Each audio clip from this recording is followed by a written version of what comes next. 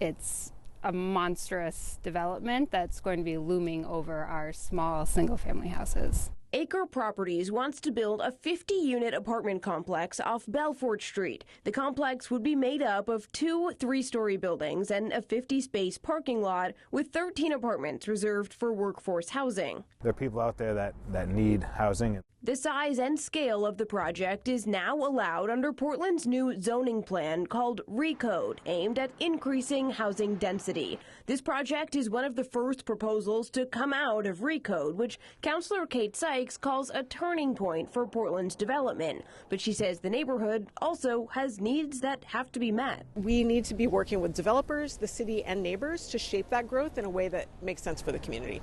And neighbors have concerns, worried increased traffic will make it more dangerous to walk or bike. That's an issue. Somebody's, gonna get hit.